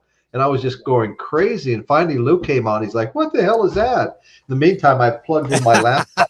It's telling me I have to reload Google to even get to StreamYard and asking me a bunch of questions. I'm pulling my hair out. And Lou comes on. And he goes, let's just shut everything down. So I just turned my computer off and shut everything down. And when we turned it back on a couple of minutes after when I should have started, it was fine. That's computers for you. My professional computer experience. Shut it all down. Reboot every time. Reboot, yeah. I just pull the plug. I was so happy when it all came back up. I was just worried that something was wrong. That was going to have to be attended to, or somebody had hacked me, or there's a lot of crazy people out there. That are got nothing better to do than just to rain on your parade. That's another show. Yeah, that's another show. There's a theme for it. It was a previous show. Yeah, got some on that. Yeah. Well, guys, I'm going to have to exit out at this point because I want to be able to say goodbye before my computer does it for me. Okay. Because I'm on the road. But guys, Michael, real pleasure to meet you, at least kind of in person. Talked online, with comments between each other, and it is really good to meet you too, buddy. I'm looking at I'm looking at your picture. Either way, Anyway, so, but no, seriously, I am a fan. I love it when you get off your proper instrument and get on guitar. I've seen a lot of your videos. You're awesome, shit, man. Don't watch that shit. All right. Well, thank you, sir. I'll be jumping in and watching you here soon. Okay. We'll see you, Lou. All right. Peace Thank you, out. buddy. All right. I got to find me a Muse. I'll be right back. Take care, guys. Okay, see you, man. So anyway, yeah, this was great. So what are you going on again? Or your next show? I'm gonna probably film my next video tomorrow. Okay. I've got several video. You know, I always have like 10 videos in the queue. Oh, okay. And it's the only way to do it. You know, because right now, you know, one of my biggest criticisms on the channel is that I don't actually show music or play clips, and part of that is I'm trying to stay away from running afoul of YouTube. And that's exactly right. You get these you get these strikes against you, or if not strikes, at least I've got a couple. I played a few songs, 3 or 4 minute songs, and I filmed them and put them on, and they all have copyright stuff against them. And it's not like a strike where they're going to shut your channel down. But if you ever got monetized, they would share the money if they play that in commercial plays, or they'd share the money with whoever, you're copyrighted. Yeah, exactly. And but prior to this, I'm not too concerned about that. I mean, if it was a matter of money, you can make money a million different ways, right? So I'm not so concerned about that. What I was concerned about up until now is that I didn't want to get shut down and have strikes against me before I got to my 1,000. We hit 1,000 today.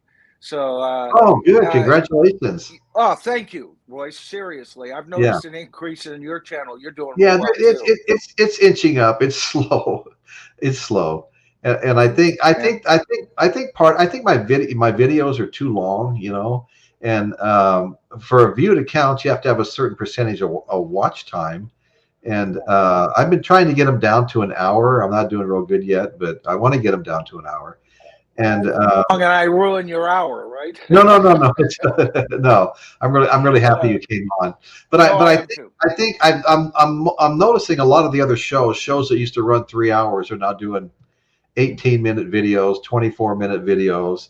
An hour is a long one anymore for them. And they were doing like 3-hour videos, But what you're finding out is if you go to your analytics and you had a 2.5-hour show and the average watch time is 24 minutes, it's like, okay, well, that means some people watched it all the way through, but some people just, poked their head in the door and left, And it's like, it kind of defeats the purpose a little bit. If it's too long, they just don't want to even get started sometimes, And there is something to be said about that, but I do like your approach, especially the way you've been doing it the last couple of months, man. Oh, thank you. Having Dan on and Lou and special guests and everything. You almost can't do that unless you do it the way that you're doing. But maybe, I don't know, aim for an hour. I don't know. I never shut off. I watch it to the end. I'm notorious for showing up late. I just woke up. I just woke up because I've been up all night getting this video out. That's the life of YouTube. So. Right. Well, what's funny is long before I was doing anything with music, I had my construction company. I was making little videos out doing work, and then I got my real estate license. My wife and I both, and we wanted to make videos of the entire Central Coast. That if people were looking at the area, they'd see them and they'd know that we're realtors and things like that. And my most watched videos don't have to do with music, like I've got 2,500 views on my Cayucas video that's like 18 minutes long, and then the other one is Harmony. I've got well over 1,000 views on that. Then I've got a little 8-minute video, how to build a patio cover the right way, and I just hit 1.5 thousand on that, and the ones that blow up for me really aren't the music ones right now. They're like the construction ones, the little travel vlogs and things like that. I've got several music ones that are, I've got 3 or 4 of them that are getting really close to breaking 1,000 views. Yeah. I think some of your best non-music videos that I personally like are the ones that you do your walkabouts. Tudor Smith, I've talked him up quite a bit. He's over there in England, a real good guy. Oh, okay. And he actually does walkabouts in London and shows us this is where Ringo was Walking on the Thames. Yeah, They did. right. And everybody said he was a great actor, but he was actually just stoned out of his mind, you know, that kind of thing. And when you are doing those kind of videos, as you've done in the past, and, you know, those are just wonderful. And people really love those kind of videos, man. Yeah. I'd love to see you kind of visit some of the, you know, the Hollywood vampire, you know, sites. We've been talking about to do that. Yeah, we've been talking about going. I mean, we're 3.5 hours away, you know, Sunset Boulevard and things like that. Away from there, so yeah. Well, I made some fun little travel vlogs. Like we went out to Parkville, California. It's 45 minutes from here. I've gone out there many times, but it's the earthquake capital of the world. You got the continental plate, the Pacific plate are doing this. Right where the bridges that you cross to go into town, these two plates are meeting, you know, and they say the ground shakes every single day out there. Not hard every day, you know. Usually you could feel it in the afternoon.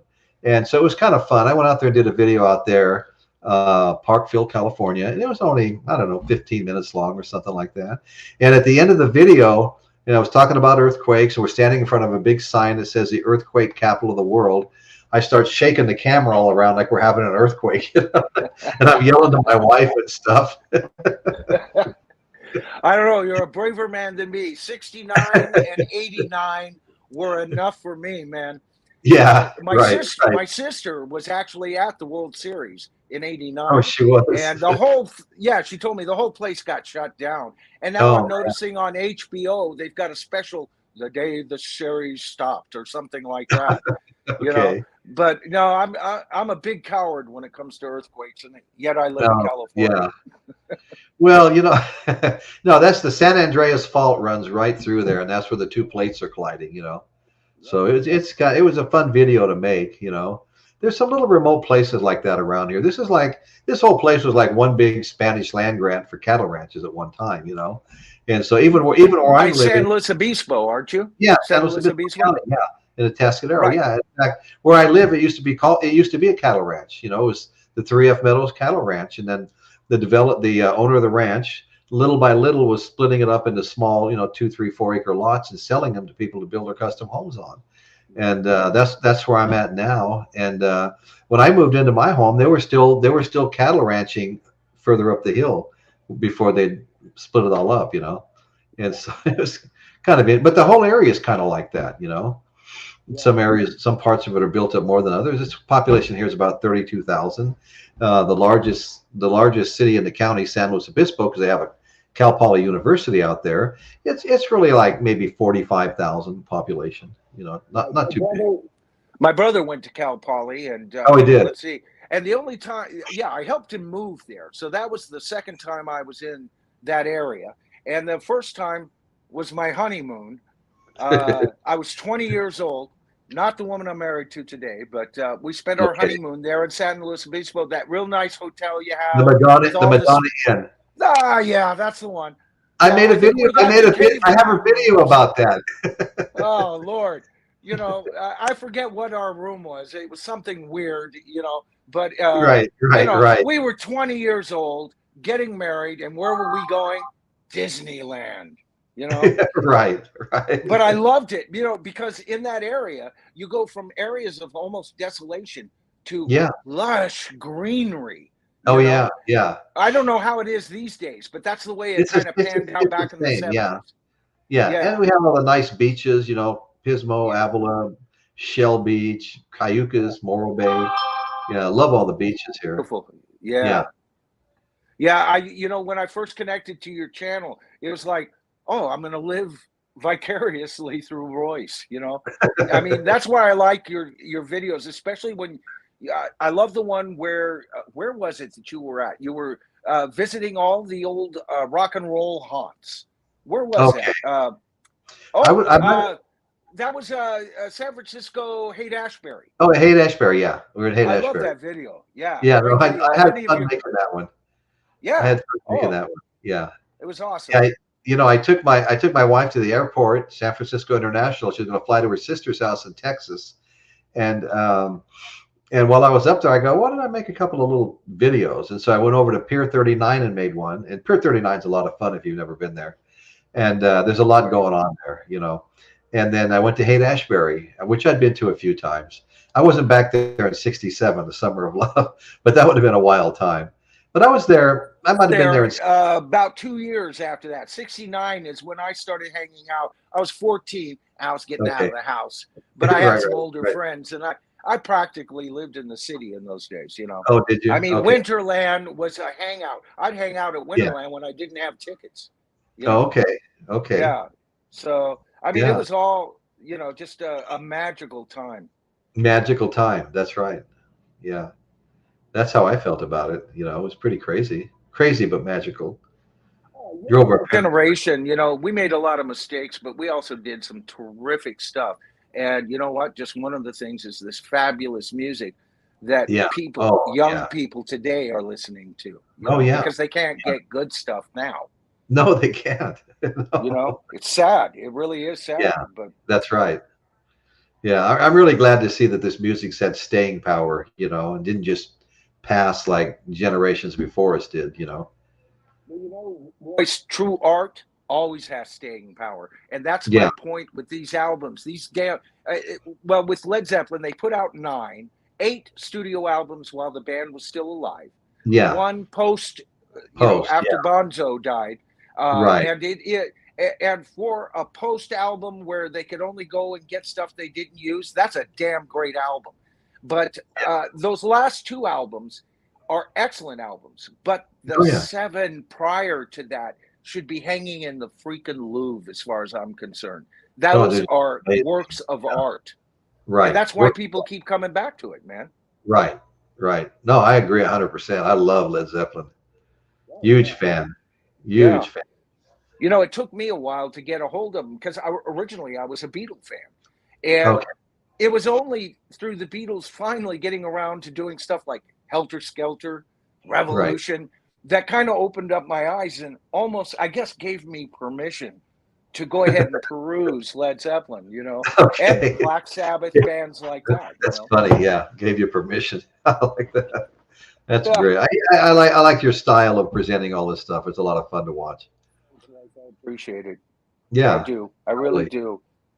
Hey, listen, buddy, I've got to get going. I was heading out the door when you gave your invitation, and I'd be damned if I was going to miss it this time. Okay. No, I'm really happy you came on. Appreciate it. Thank you. I appreciate the invite. Okay. All right, brother. Anytime. Talk to you soon. Okay. Come on and call me sometime. Okay. Thank you. Alrighty. Bye. Okay, guys, I'm going to talk to the chat here for a second and let everybody know that it's time to sign off. I want to thank everybody. I appreciate every one of you. I hope you were entertained and I hope you enjoyed it. And I've been having a lot of fun with Lou, and then Dan comes on, and Jeff was on not too long ago. We have a lot of fun here. I always have fun. It looks like everybody's having fun, but we're nothing without you guys in the chat. We're nothing without people watching. We wouldn't even exist. Wouldn't be any point, you know. Make my wife happy if I was not spending all the time I'm spending, but I'm going to hang in there for a while longer and just see where we can take it. It's been evolving, and it's like Michael was just saying, the show's really changed over the last few months, and he's really liked it. And I knew after the first of the year I needed to make some changes, and my other co-hosts all decided to go off and do their own projects. Of course, Michael McVeigh is working on putting an album together. I can't wait to see that happen. And Jason's busy with his his production plan. He works for a vinyl producer, but he also has his own vinyl production company. Kiss My Wax is the name of his company, and he's been doing all the Slaughterbox sets and many other things too. But he does the Slaughterbox sets. They're real busy with all that stuff now, and Pat's busy, and Michael Altini, he's been doing some other things and having fun with it. So everybody is kind of spread out and doing their own thing, and that's good. I mean, nothing lasts forever. But anyway, having a good time, and I want to thank everybody for being here. Appreciate you all, and we're going to end the broadcast now. Good night, everybody.